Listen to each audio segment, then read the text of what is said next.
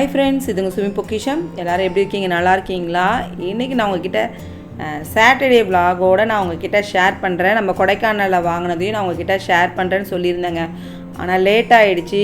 ஏன்னா நடுநடுவில் விலாக்லாம் வந்து கொஞ்சம் நான் மாற்றி போட்டுட்ருக்க மாதிரி தான் இருந்தது. ஏன்னா கொடைக்கானல் இதை முடிக்கணும் அப்படின்றதுக்காக அதோடு என்னால் சேர்த்து அதை வந்து ஷேர் பண்ண முடியல. அதனால் நான் வாங்கினதை உங்ககிட்ட ஷேர் பண்ணுறேன்னு சொல்லிட்டேன்.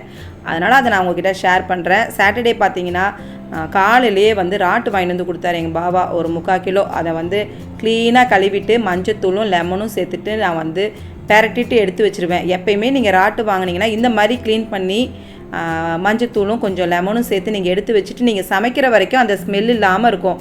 இல்லைனா ஒரு ஸ்மெல் வருங்க. அந்த ஸ்மெல் கவுச்ச வாடை இல்லாமல் இருக்கிறதுக்கு இந்த மாதிரி லெமனும் மஞ்சத்தூளும் போட்டு நீங்கள் பெரட்டி எடுத்து வச்சுட்டு நீங்கள் எப்போ சமைக்கிறீங்களோ அது வரைக்கும் நீங்கள் அப்படியே எடுத்து வச்சிடலாம். ஒரு பிரச்சனையும் இருக்காது. ஃப்ரிட்ஜிலலாம் வைக்கவே தேவையில்லை. காலையில் நான் என்ன டிஃபன் ரெடி பண்ணேன்னா வெண்பொங்கல் தாங்க ரெடி பண்ணேன். ரேஷ்மாவுக்கு வெண்பொங்கல் வேணும்னு சொல்லிட்டா. சரி, அவளுக்கு பிடிச்சதை நம்ம செஞ்சு கொடுத்துருவோம் அப்படின்ட்டு. அது இல்லாமல் எங்களுக்கும் கொஞ்சம் வெண்பொங்கல்லாம் சாப்பிடணுன்னு ஆசையாக இருந்தது. அதனால் வெண்பொங்கல் தேங்காய் சட்னி தான் நான் ரெடி பண்ணேன்.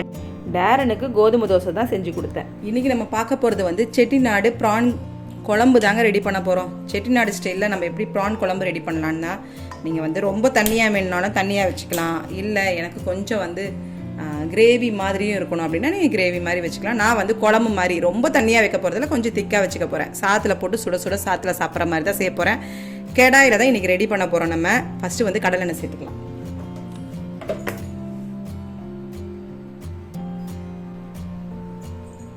சின்ன துண்டு பட்டை வந்து 2 சேர்த்துருக்கேன். 3 கிராம்பு, கொஞ்சோண்டு கல்பாசி, சோம்பு சேர்த்துக்கலாங்க. 1 ஸ்பூன் கிட்ட சோம்பு சேர்த்துக்கலாம். 1/2 ஸ்பூன் ஜீரகம், 1/2 ஸ்பூன் மிளகு, 3 பெரிய வெங்காயத்தை கட் பண்ணி வச்சிருக்கேன், அதை சேர்த்துக்கலாம்.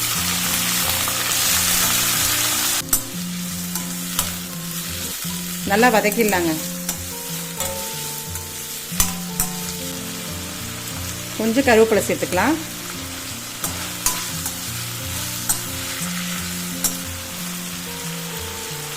இஞ்சி பூண்டு பேஸ்ட் சேர்த்துக்கலாம்.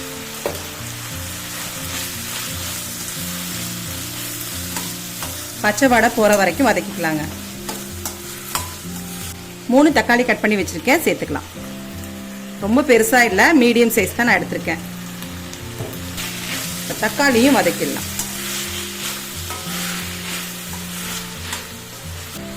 3 சில் தேங்காய்ங்க, சின்ன சில்லு தான் நான் எடுத்திருக்கேன். இதையும் கட் பண்ணி சேர்த்துக்கலாம்.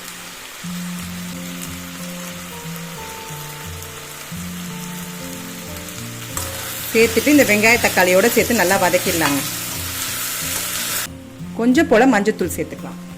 உங்களுக்கு காரம் எவ்வளோ தேவையோ அதுக்கேற்ற மாதிரி மிளகாய் தூள் சேர்த்துக்கலாம்.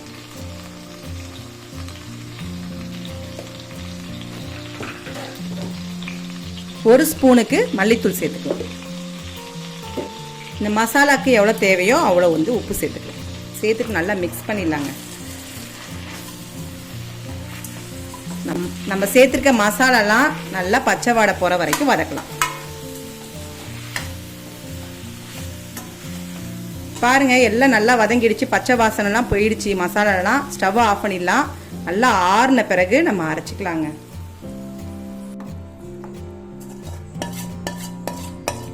ஆறிடுச்சுங்க.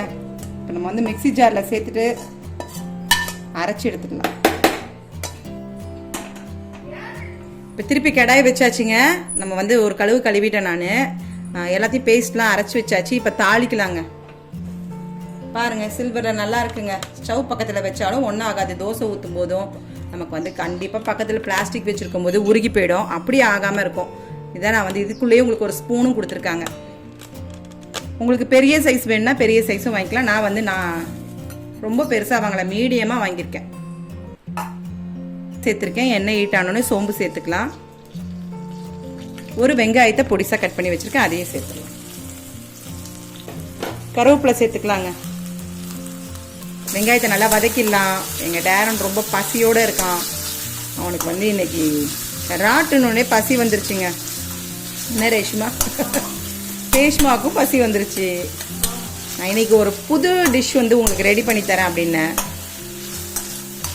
சரி அப்படின்னு சொல்லி அமைதியாக இருக்காங்க.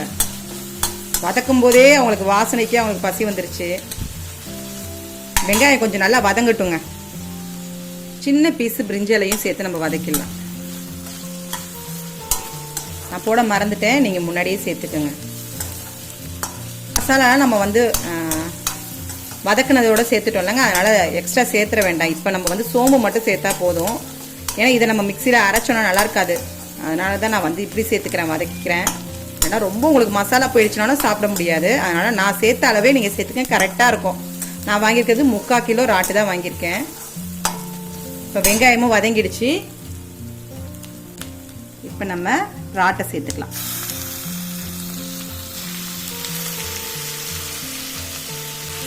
ராட்டை சேர்த்து நல்லா வதக்கிடலாங்க.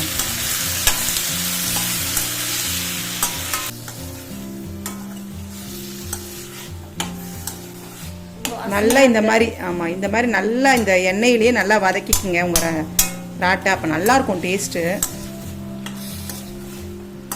இப்போ நம்ம அரைச்சி வச்சுருக்க மசாலா சேர்த்துக்கலாம்.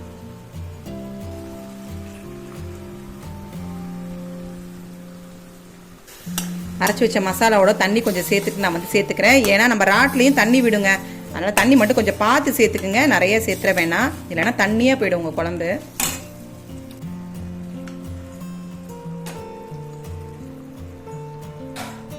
எவ்வளோ திக்னஸ் வேணுமோ அந்த அளவுக்கு நீங்கள் வந்து பார்த்துங்க. நான் அதுக்கு தேவையான அளவு, எனக்கு எவ்வளோ திக்னஸ் வேணுமோ அந்த அளவு வச்சுக்கிட்டு நான் தண்ணி சேர்த்துக்கிட்டேன். இப்போ உப்பு காரம்லாம் கரெக்டாக இருக்கா பார்த்துக்கலாம். இது வந்து இட்லி, தோசை, சப்பாத்தி, பரோட்டா, பூரிக்கு கூட வச்சு சாப்பிடலாம். ரைஸோட சூப்பராக இருக்கும்.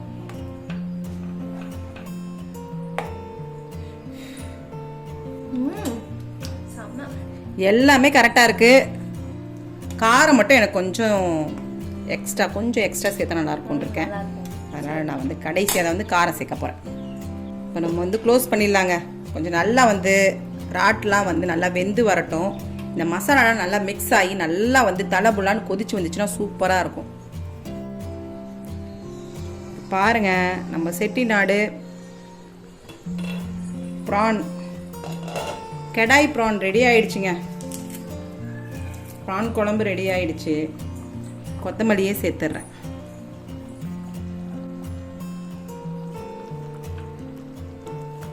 அவ்வளோதாங்க, ஸ்டவ் ஆஃப் பண்ண வேண்டியதான். ஏற்கனவே நம்ம எல்லாம் வதக்கியாச்சு. வதக்கி நம்ம வந்து அரைச்சனால எல்லாம் வந்து ஏற்கனவே நல்லா வந்து பச்சை ஸ்மெல்லாம் போய் தான் இருக்குது. நம்ம சூப்பரான ப்ரான் குழம்பு ரெடி ஆகிடுச்சு. செட்டிநாடு ப்ரான் குழம்பு ரெடி ஆகிடுச்சுங்க. சுட சுட சாதத்தோட நீங்கள் போட்டு சாப்பிட்டிங்கன்னா வேறு லெவல். இதுக்கு எல்லாமே செட் ஆகும். நீங்கள் எல்லாத்தோடையும் வச்சு சாப்பிட்டாலும் நல்லாயிருக்கும். உங்கள் வீட்டில் ட்ரை பண்ணி பாருங்கள்.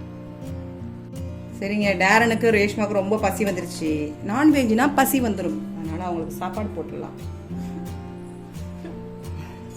ராட்டு சாப்பிட்டு ரொம்ப நாள் ஆச்சுங்க. ரொம்ப நாளா அந்த வீட்டில் இருக்க கடைசியாக நம்மளுடைய ஃபாஸ்டிங் ஈஸ்டருக்கு முன்னாடி சாப்பிட்டோம்னு நினைக்கிறேன். ஞாபகம் இருக்கா? ஈஸ்டர் ஃபாஸ்டிங் வரதுக்கு முன்னாடி சாப்பிட்டதோட சரி. இன்னைக்கு தான் வந்து பிரான் கிடைக்கல நிறைய. ஆமா, கடையில இல்லை, நான் வாங்கவே இல்லை. அதுக்கப்புறமா பாத்தீங்கன்னா நம்மளோட சூப்பரான செட்டிநாடு ப்ரான் குழம்பு ரொம்ப சூப்பரா இருக்கு.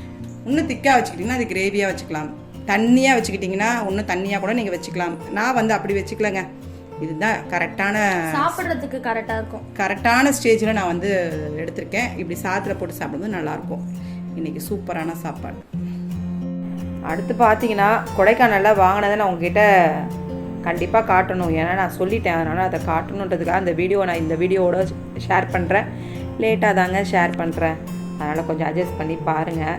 அப்புறம் பார்த்தீங்கன்னா நம்ம சகப்பு கோசி மட்டும்தான். இப்போ நான் அந்த கோஸ் மட்டும்தான், ஒன்றும் முட்டை கோஸ் ரெடி பண்ணலை. மற்ற எல்லாமே செஞ்சாச்சு, எல்லாமே சமைச்சு சாப்பிட்டாச்சு. அந்த ஒரு கோஸ் மட்டும் இருக்குது. அதனால் நான் வந்து அதை செய்யும்போது நான் உங்ககிட்ட ஷேர் பண்ணுறேன்.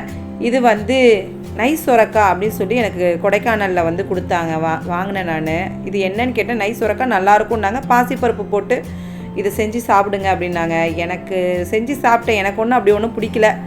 நம்ம ஏரியாவில், நம்ம திருச்சியில் கிடைக்குதான்னு தெரியல எனக்கு. நான் இதான் ஃபஸ்ட்டு தடவை நான் ட்ரை பண்ணி பார்த்தேன். அடுத்து நம்ம வாங்கினது வந்து பீட்ரூட்டு, அப்புறம் முள்ளங்கிலாம் வாங்கினேன்லங்க, அதெல்லாம் நான் கட் பண்ணி எடுத்துக்கிறேன். இந்த கீரையோடு தான் நமக்கு எடை போட்டு கொடுக்குறாங்க. அதனால் 1/2 கிலோவுக்கு நிற்கிதுங்க. 1/2 கிலோவுக்கு நமக்கு வந்து பார்த்தீங்கன்னா நம்ம அதில் இருக்கிற அந்த கீரை தான் அதில் வெயிட்டே போகுது. பீட்ரூட் எல்லாமே நல்லா இருந்தது. எனக்கு வந்து அதில் அந்த நைஸ் சுரக்கான்றது அப்படி ஒன்றும் எனக்கு டேஸ்ட் வந்து பிடிக்கல. எங்களுக்கு யாருக்கும் அப்படி ஒன்றும் அது இஷ்டமாக சாப்பிட்ற மாதிரி இல்லை. அது வந்து பாசிப்பருப்பு போட்டு நான் செஞ்சேன். அவங்க சொன்ன மாதிரி தான் நான் செஞ்சேன். அது என்னமோ எனக்கு பிடிக்கல. நம்ம ஏரியாவில் நம்ம திருச்சி சைடு இதுக்கு என்ன காயின்னு சொல்லுவாங்கன்றது தெரியலங்க. அதனால் நீங்கள் தெரிஞ்சிச்சுன்னா நீங்கள் எனக்கு சொல்லுங்கள். அப்படி தான் நான் எல்லாத்தையும் வாங்கிட்டு வந்தது எல்லாத்தையும் கட் பண்ணிவிட்டு கவரில் போட்டு நான் வந்து ஃப்ரிட்ஜில் ஸ்டோர் பண்ணி வச்சிடுறேன்.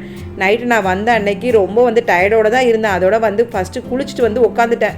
இதை வெளியே வச்சுட்டோன்னா எல்லாமே வாடி போயிடும். அதனால் உள்ளே எடுத்து வச்சிடலாம். நான் அப்படி தான் எடுத்து வச்சு நான் ஒவ்வொரு நாள் நடுநாள் நம்ம நான்வெஜ் எடுத்துறதுனால நான் வந்து கேப் விட்டு சமைக்கிற மாதிரி தான் இருந்தது.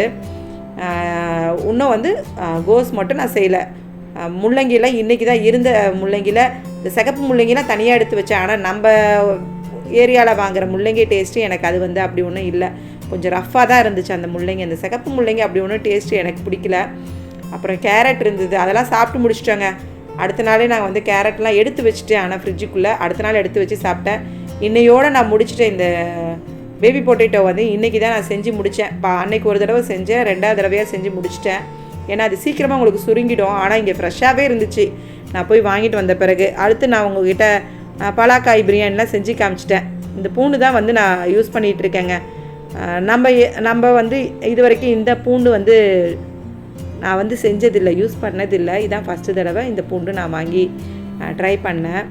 ஆனால் சின்ன சின்னதாக இருக்குது. நம்ம ரசத்துக்குலாம் ரொம்ப நல்லா இருக்கு. வாங்கிட்டு வந்த சாக்லேட்டுங்க. இந்த சாக்லேட் எப்படி இருக்குன்னா உள்ள வந்து திராட்சை. அவ்வளோதான். இங்கே பாருங்க,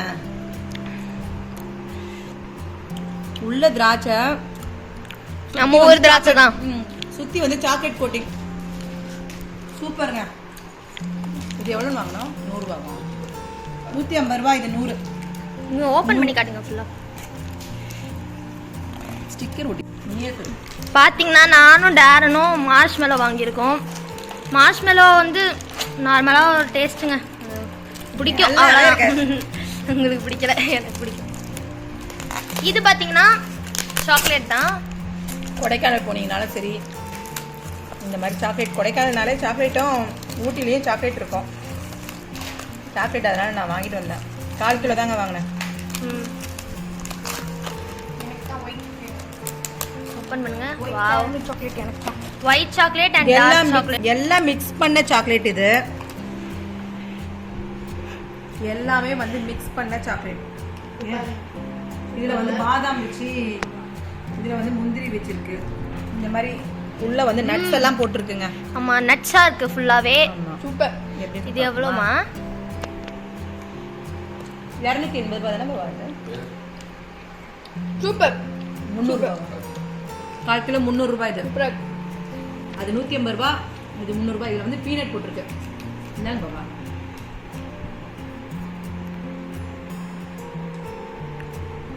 சூப்பர். இந்த ரேட் தான்.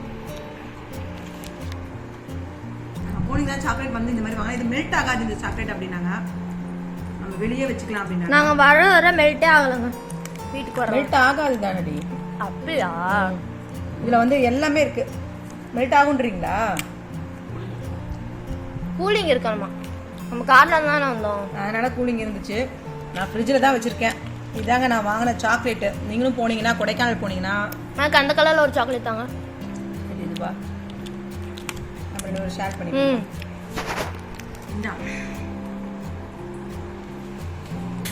அந்த கிரன்ச்சியா இருக்கு. வேஃபர் மாதிரி இருக்கா? வேஃபர் இருக்கா? இது வந்து பீனட், வேர்க்கடலை. இது பீனட்டா? இது பீனட். அழகு. அதில் மெல்ட் ஆகுது. நான் இப்போ இதை வந்து வேற ஒரு பாக்ஸில் போட்டு எடுத்து வச்சிட போகிறேங்க. ஃப்ரிட்ஜில் எடுத்து வச்சிட வேண்டியதான். ஸோ இதாங்க நாங்கள் கொடைக்கானலில் வாங்கின சாக்லேட். இதுதான். ரொம்பலாம் வாங்கல. நீங்களும் கொடைக்கானல் போனீங்கன்னா இந்த மாதிரி சாக்லேட் வாங்கி சாப்பிடுங்க. சூப்பராக இருக்கு. எப்பயோ ஒரு தடவை போகிறோம், உங்களுக்கு பிடிச்சது எல்லாமே வாங்கி சாப்பிடுங்க. அங்கே எல்லாமே நல்லா இருக்கும். நாங்கள் ஆஃப்டர் 4 இயர்ஸ் போயிருக்கோம். கண்டிப்பாக நல்லா எதெல்லாம் இருக்குதோ அதெல்லாம் வாங்கிட்டு வரணும் அப்படின்னு நினச்சி வாங்கிட்டு வந்தாச்சு. ஒன்ஸ் நம்ம திருப்பி 4 வருஷம் கழிச்சோ 2 வருஷம் கழிச்சோ தான் போகிறோம். அடிக்கடி போக மாட்டோம். அதனால் ஒன்ஸ் போயிட்டு திருப்பி 2 வருஷம் கழிச்சு போகிறோமோ எப்பயோ ஆனால் ஆசையாக இருக்கிறதெல்லாம் வாங்கி சாப்பிடுங்க. நம்ம ஆசையானது சாப்பிட்றதுக்கு இல்லாமல் அப்புறம் என்னங்க சாப்பிட்றதுக்கும் வாங்குறதுக்கும் இஷ்டம் இல்லாமல் அப்புறம் போயிட்டு வந்து பிரயோஜனமே இருக்காது. அதனால் போனீங்கன்னா நல்லா எல்லாமே வந்து என்ஜாய் பண்ணுற மாதிரி போங்க. ரொம்ப நல்லா இருக்கு டேஸ்ட்டு. இந்த வீடியோ இதோட முடியுதுங்க. இந்த வீடியோ உங்களுக்கு பிடிச்சிருந்தா கண்டிப்பாக லைக் பண்ணுங்கள், உங்கள் ஃப்ரெண்ட்ஸோட ஷேர் பண்ணுங்கள். அடுத்த ஒரு குக்கிங் வித் vlogல நம்ம சந்திக்கலாம். தேங்க்யூ.